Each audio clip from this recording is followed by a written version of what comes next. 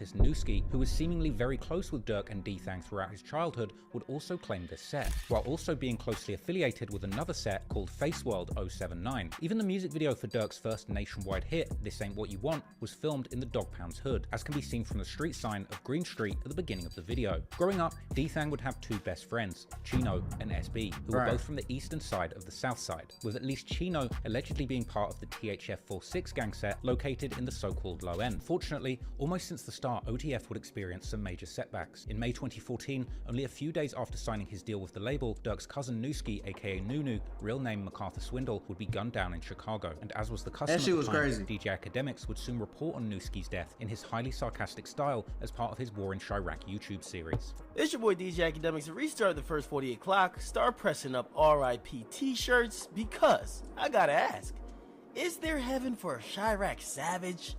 It is with great sadness, great shock, great disbelief that I have to announce that OTF Nunu has been caught lacking at the mall and is now deceased. It wasn't at the mall. Now, ladies and gentlemen, please be warned, the following story is very graphic in detail and the involved is at maximum levels. Following Newski's passing, some of his friends would begin to call themselves Newski Gang or Newski World in his honor. Many of these friends seemingly residing particularly in the Face World 079 hood. Newski's killer has never been caught, but online drill detectives have commonly held one man in particular responsible, this being 051 Melly, one of the most infamous people in drill music history. While practically being from different sides of the south side, Durk being from Lamron and Melly being from 051 Young Money, Durk had ultimately gotten involved in a serious beef with Melly's set through Lamron's affiliated sets, such as 600, who were in a deadly beef with 051 at the time. There'd also been some people killed in the dispute between Lamron and 051 even before Newski's passing, with a Lamron member called OJ allegedly having been involved in the murder of an 051 member called Fathead, together with 600 members in 2012, while 051 on the other hand had allegedly killed Durk's good friend and a member of Lamron called Lil Rob in 2013. Melly's friend and 051's top rapper, Lil Mark, would also directly diss Lamron and Tay-Town in his March 2014 remix of Durk's song Competition, titled No Competition, rapping how he was smoking Taysky Pack, whom Tay-Town was named after,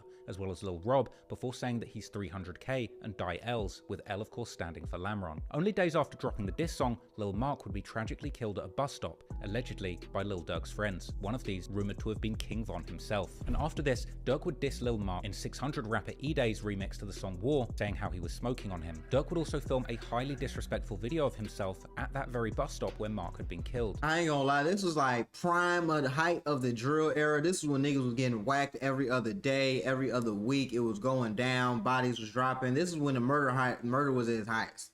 I remember these days, boy. You better goddamn get you a sport or something. Newski had also gotten into an online beef with Melly's good friend and Durk's former friend Mubu Crump, who had a bitter falling out with OTF sometime in 2013. And following Newski's death, Crump would film himself at Newski's death site, even saying, "Keep this one for the memory. He said he's street you when you're not on top." 2 seconds later. Driving the Benzo. See the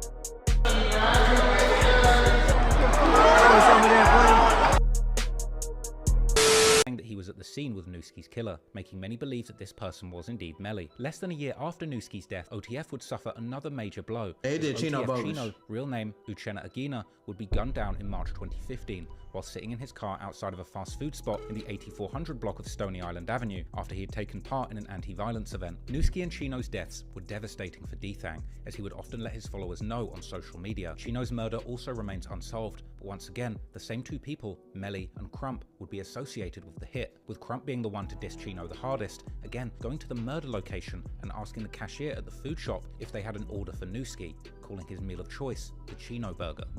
Hey! Bogus as hell. This is what got him smoked for real. This is what got him smoked. Chino burger. Chino burger. Meanwhile, only a few days after Chino's murder, Melly would tweet a tribute to his fallen friend Lil Mark, together with a cryptic line that indicated that Melly had gotten some kind of get back for Mark. Melly was also fond of dissing both Newski and Chino on social media, and he too would join in on Crump's burger joke during one of his Instagram lives. Just like me a piece. Yeah, Chino burger. That's what they said.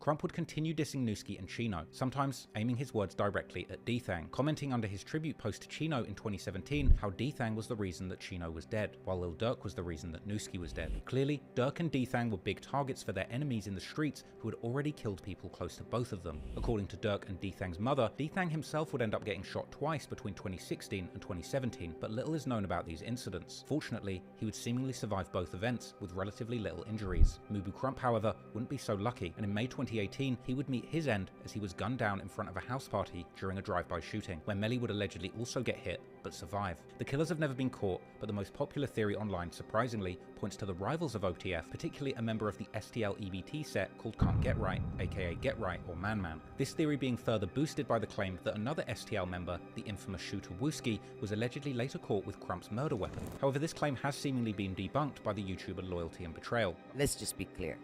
Wooski was never arrested with a gun. He was arrested because he shot somebody in the leg twice who didn't want to press charges or whatever. But he was not arrested with the gun. Right. The gun, the shell casings that they found, that they said with that shooting, that they are, I guess, assuming go with that incident, being how the guy moved, the gun obviously moved. So I'm not sure how they matched that up to say that belonged to that. But it matched the gun that was found 10 days later after Wooski was arrested. So Wooski didn't get arrested with the gun.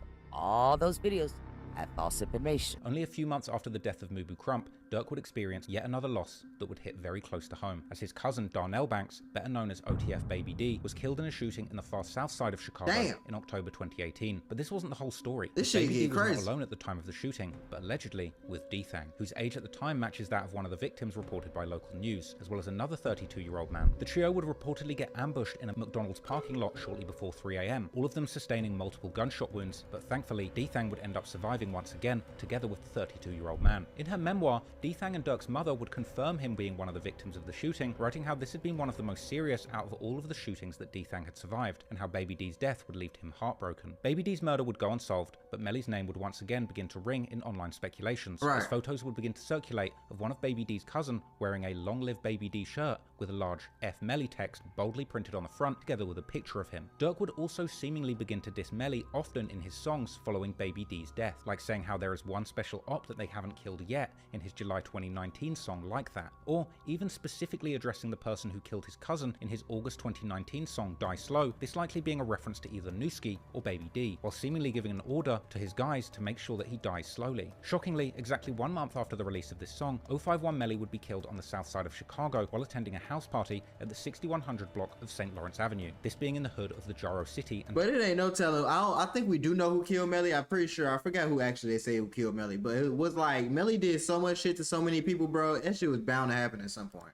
Taekwon World sets. But despite the peculiar timing, Durk would seemingly have nothing to do with Melly's death, as his killer would allegedly turn out to be someone with a personal vendetta against Melly, a Taekwon World member called 007 Nate, real name Nathaniel Hicks, whose house Melly had allegedly shot up leading up to the killing. However, the evidence against Nate would ultimately not meet the burden of proof beyond reasonable doubt, and despite the facts that he was apparently identified as the shooter by multiple witnesses, and seen entering the house with a gun and then fleeing the house after the shooting, and being eventually caught a few days later with the murder weapon still on him, it didn't stick. FBG Duck's murder was allegedly part of a long-running beef between two gang sets from the south side of Chicago. Duck's set, STL-EBT, sometimes referred to as 63rd or Tukaville, largely identify as gangster disciples. On the other side is O-Block, who are primarily black disciples, this being the set where the majority of Duck's convicted killers hail from. A deadly feud between these two factions, who exist just a stone's throw away from each other, stretches back more than a decade, particularly throughout the 2010s, when this feud would claim the lives of many young men in the area, with Redditors speculating that at least 10 people lost their lives in this deadly beef. But to understand exactly how Lil Durk became part of this beef, we have to go all the way back to the beginning. Some of the first mentions online about the beef between STL-EBT and O-Block, or Wick City as it was known then, date all the way back to the early 2010s, although likely the beef had already started in the late 2000s. However, as already alluded to earlier, this war was never just between these two sets, but rather between numerous gang sets whose affiliations and rivalries were commonly based on their overarching gang identities, these being the Gangster Disciples and the Black Disciples,